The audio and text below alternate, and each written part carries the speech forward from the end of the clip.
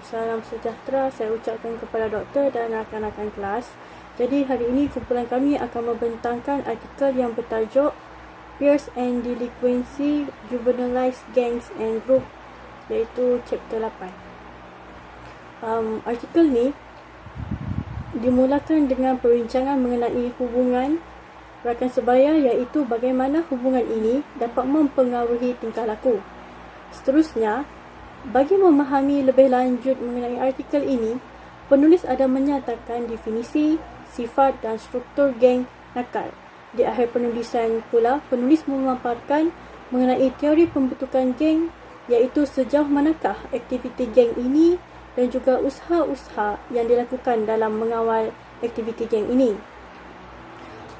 Seperti yang kita tahu, ibu bapa juga memainkan peranan penting terhadap anak-anak. Tetapi menurut artikel ini, walaupun ibu bapa merupakan pengaruh utama dalam diri anak-anak, tetapi ianya cuma di awal usia anak-anak sahaja. Kanak-kanak yang berusia 8 hingga 14 tahun akan mencari kumpulan rakan sebaya yang betul. Seterusnya, untuk bilangan dan kepelbagaian persahabatan akan meningkat ketika anak-anak melalui usia remaja. Lama kelamaan, pengaruh rakan dalam pengambilan keputusan lebih besar daripada pengaruh ibu bapa. Ketika anak-anak melalui masa remaja, kanak-kanak akan membentuk klik, kumpulan rakan kecil yang berkongsi aktiviti dan kepercayaan diri. Jelaslah bahawa status rakan sebaya semasa kecil merupakan penyumbang penting kepada perkembangan sosial dan emosi kanak-kanak. Jadi, setiap bahagian dalam artikel ini akan dikupas oleh penulis untuk melihat bagaimana rakan sebaya itu mempengaruhi kanak-kanak. Seterusnya, untuk tema bagi artikel ini adalah secara ringkasnya, tema penting yang disampaikan dalam artikel ini adalah untuk melihat hubungan antara rakan sebaya dan kenakalan. Penyelidik menunjukkan bahawa hubungan rakan sebaya sangat erat dengan kenakalan tingkah laku. Perbuatan nakal cenderung dilakukan dalam kumpulan yang kecil berbanding jika bersendirian. Selain itu, dalam artikel ini juga pengkaji ada mengetengahkan kesan hubungan rakan sebaya. Jadi, pengkaji telah menimbulkan persoalan, iaitu adakah mempunyai rakan sebaya antisosial menyebabkan kenakalan atau remaja muda antisosial yang mencari sahabat yang berfikiran sama kerana mereka boleh berguna dalam melakukan jenayah. Jadi, untuk menjawab persoalan ini, pengkaji telah membuat 4 sudut pandangan mengenai persoalan ini. Kumpulan kontemporari. Kumpulan ini tidak dapat dilihat sebagai konsep sosial yang seragam atau homogen, di mana geng remaja tersebut adalah berbeza dari segi aktiviti, solek, lokasi, gaya kepimpinan dan juga usia.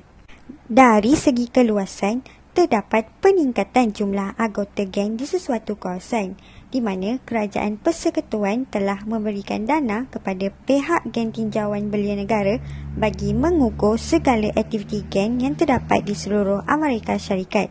Oleh itu, berdasarkan anggaran yang dianalisis, terdapat lebih daripada 27,000 geng yang terdapat di Amerika Syarikat yang mengandungi lebih daripada 800,000 anggota geng. Dengan ini, peningkatan tersebut memberikan pelbagai masalah yang melibatkan pelbagai kes. Misalnya, di kawasan metropolitan yang lebih besar seperti di Los Angeles, Chicago dan Miami, banyak terlibat dengan masalah geng secara berkumpulan sehingga membawa kepada kematian.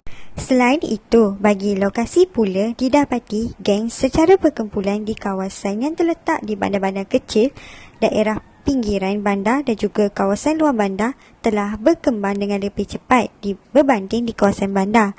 Hal ini disebabkan oleh penyusunan semula penduduk.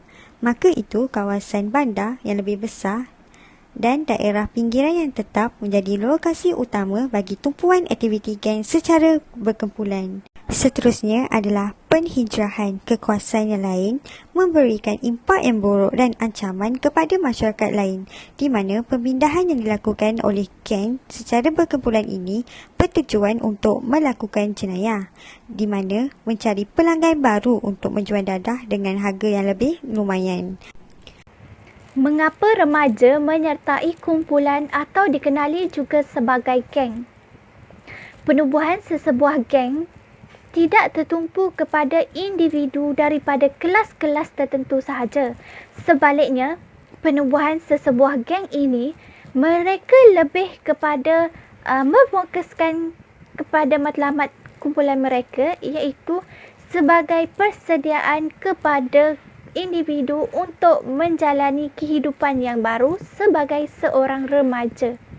Pandangan antropologi, proses penubuhan geng dalam kalangan remaja ini merupakan sebagai kewajipan dalam beberapa budaya, iaitu bagi meraihkan usia akhir balil bagi seseorang remaja.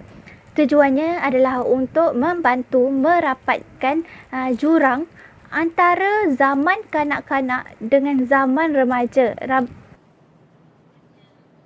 daripadanya termasuk seorang di Melaka ditahan susulan kes pukul pelajar tingkatan 3 kerana enggan sertai kumpulan kongsi gelap. 3 remaja direman hingga esok, manakala 2 lagi akan direman hari ini bagi membantu siasatan kes mengikut Seksyen 147 Kanun Keseksaan.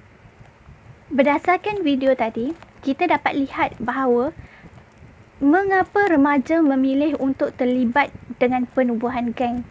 Mereka terlibat kerana mereka percaya bahawa sekiranya mereka tidak menyertai mana-mana geng, keselamatan mereka akan diganggu daripada individu-individu tertentu, daripada sesebuah kumpulan-kumpulan tertentu.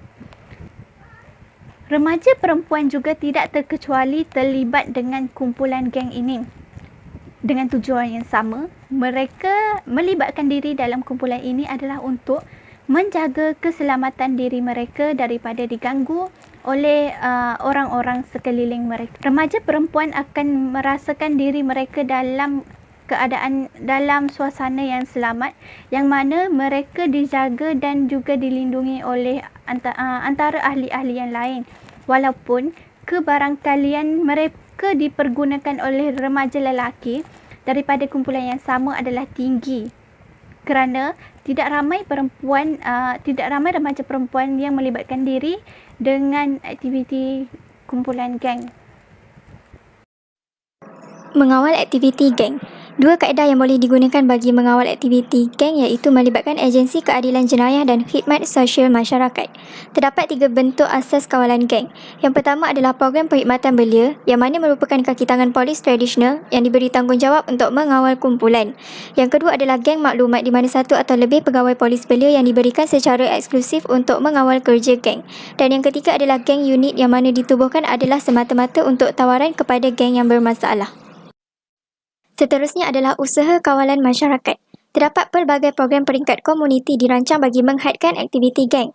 Beberapa jabatan polis juga telah menaja beberapa program pencegahan seperti ceramah berasaskan sekolah, penghubung antara polis dan sekolah, program rekreasi dan program pekerja jalanan yang menawarkan nasihat, bantuan kepada orang tua dan layanan lain. Pendekatan lain yang digunakan adalah melalui sekolah yang mana mereka menjemput ejen penguatkuasaan undang-undang untuk memberi ceramah kepada pelajar mengenai bahaya penglibatan geng dan sekaligus mengajar mereka berkaitan teknik-teknik untuk menentang anggota geng. Antara elemen yang dikembangkan oleh ahli sosiologi Irving Spergel bagi membantu masyarakat menangani para belia yang terlibat dengan kegiatan geng. Yang pertama, pergerakan masyarakat termasuk warga belia, kumpulan masyarakat dan agensi. Yang kedua, penyediaan peluang akademik, ekonomi dan sosial.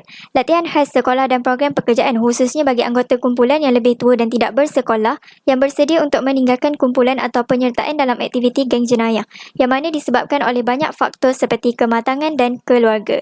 Yang ketiga adalah intervensi sosial. Yang keempat, agensi berasaskan komuniti dan kumpulan tempatan mesti bekerjasama dengan remaja dan jenayah yang adil dalam pengawasan dan perkongsian maklumat bagi melindungi masyarakat dan juga kebebasan awam belia. Dan terakhir sekali adalah organisasi pertukaran dan pembangunan, iaitu merupakan organisasi yang sesuai, penyatuan strategi sebelumnya dan potensi peruntukan semula sumber daya. Mengapa kawalan geng itu sukar? Pakar menunjukkan bahawa untuk mengurangkan masalah geng, ratusan ribu pekerjaan dengan gaji yang tinggi amat diperlukan. Penyelesaian sosial dan ekonomi adalah sangat mencabar. Penyelesaian ini dikatakan tidak praktikal dalam ekonomi sekarang, yang mana kadar pengangguran semakin meningkat dan para majikan juga tidak mungkin akan mengambil pekerja yang mempunyai rekod jenayah lampau. Seterusnya, berdasarkan secara keseluruhan bab buku ini, kami mendapati bahawa penulis menggunakan sudut pandangan luar iaitu menggunakan teori kawalan yang telah dipelopori oleh Travis H. Selain itu juga, pengisian buku ini juga amat menarik. Ia amat sesuai dijadikan sebagai sumber rujukan dan bahan bacaan. Kemudian, gaya penulisan buku ini bersifat bersahaja. Fakta-fakta dan ilustrasi yang menarik telah membuatkan buku ini menjadi tidak. Secara keseluruhannya, buku ini telah menunjukkan faktor-faktor utama yang menyumbang kepada kadar jenayah dalam kalangan remaja. Pembentukan kumpulan jenayah dan penglibatan wanita di dalam kancah jenayah adalah disebabkan oleh masalah keluarga, tahap ekonomi keluarga, kualiti hubungan kejiranan, persekitaran infrastruktur, rakan, isu sekolah dan keciciran pelajaran serta faktor kendiri. Kerajaan di negara lain juga boleh menghapuskan aktiviti jenayah ini jika dapat melaksanakan beberapa program intervensi untuk mencegah dan memulihkan jenayah yang sedia ada. Terdapat 7 falsafah program intervensi yang efektif iaitu pemantau, pencegahan disiplin, pembangunan kemahiran, program restoratif, kaunseling dan pembinaan hubungan.